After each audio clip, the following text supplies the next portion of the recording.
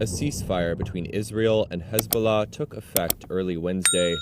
The news was announced by U.S. President Joe Biden the previous day, speaking after both sides accepted an agreement brokered by the U.S. and France. This is designed to be a permanent cessation of hostilities.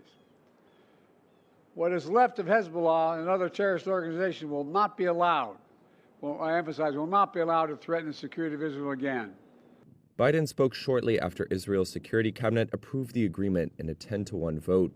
He also said there would be a drawdown period of 60 days, where Israel would gradually withdraw its forces as Lebanon's army takes control of its territory near the border, which Biden said would ensure Hezbollah does not rebuild infrastructure there. Civilians on both sides will soon be able to safely return to their communities.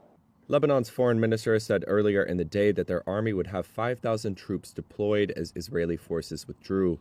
Netanyahu had also said in an earlier address that the ceasefire would allow Israel to focus on the threat from Iran, replenish depleted arms supplies, and give the army a rest.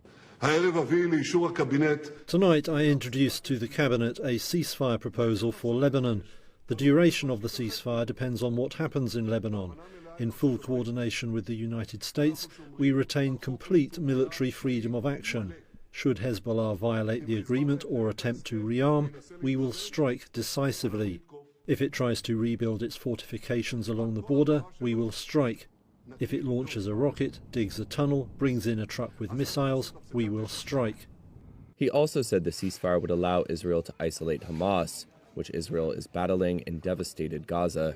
There was no indication the truce would help deliver a ceasefire or hostage release deal with Hamas. Biden leaves office in January. However, he said his administration would continue to push for a Gaza truce after the Israel-Lebanon deal, and for an agreement to normalize relations between Saudi Arabia and Israel.